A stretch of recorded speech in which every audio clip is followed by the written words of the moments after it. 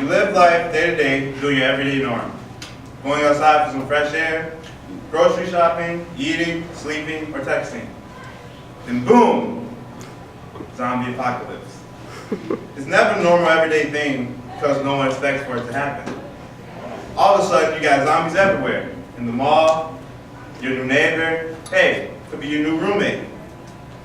I'm going to lay down some guidelines to survive a zombie apocalypse. First of all, I need to explain some things you may or may not know about zombies.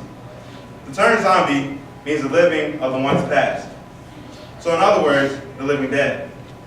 Zombies were created from multiple things. Now this is a picture of witches.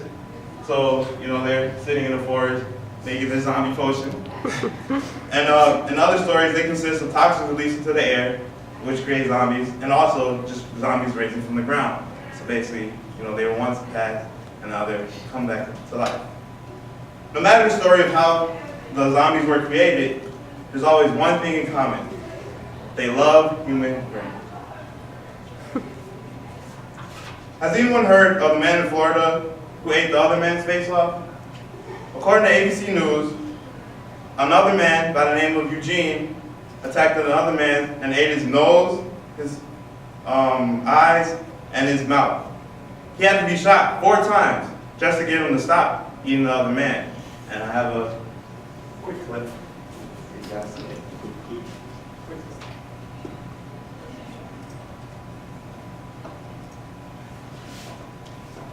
The guy just stood his head up like that. Oh, quick. It's making a lot. It's really tough, so you guys just listen close. Piece of flesh in his mouth and growled He like. has been identified by the medical examiner as Rudy Eugene. The guy was like tearing into pieces with his mouth. So I told him, get off. The 31-year-old was shot and killed by a Miami police officer on Saturday as he chewed off the cheeks, ears, nose, and an eye of a homeless man. Eugene's rap sheet includes. So, that's a real-life zombie, so you guys know it's real, okay? That's proof right there. Zombies are easily identifiable. They most likely have human blood around their mouths and clothing and resemble those of a homeless man or woman.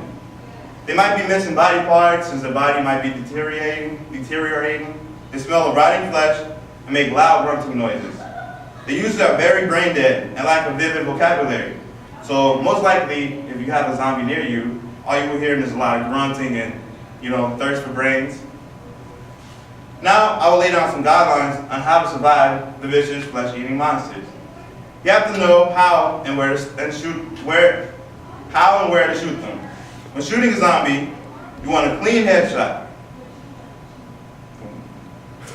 Now, there are multiple ways of killing the zombie, but the quickest way is one shot to the head and they're out for the count.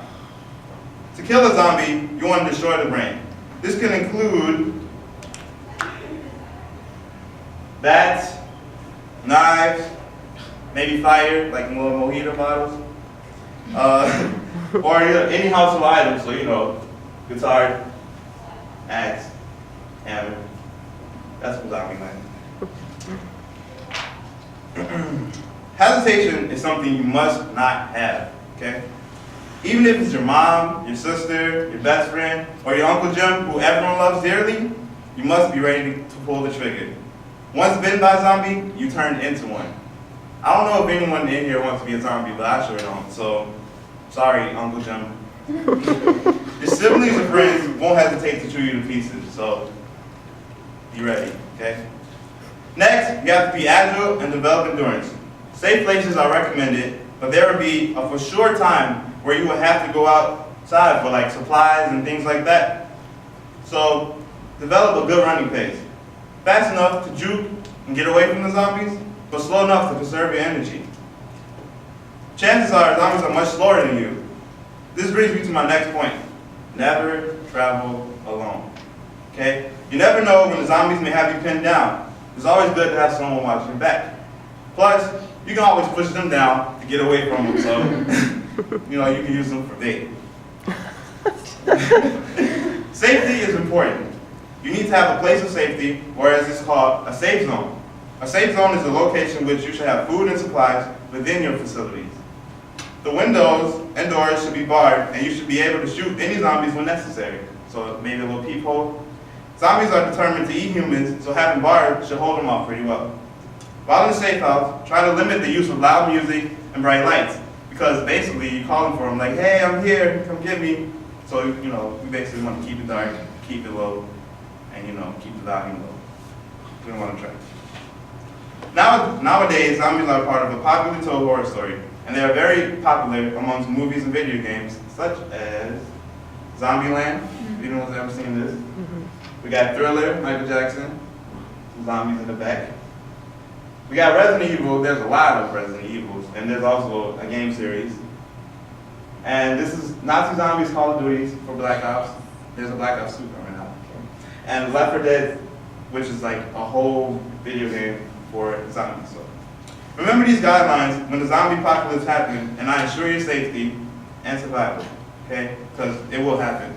So thanks for listening, and I'm done.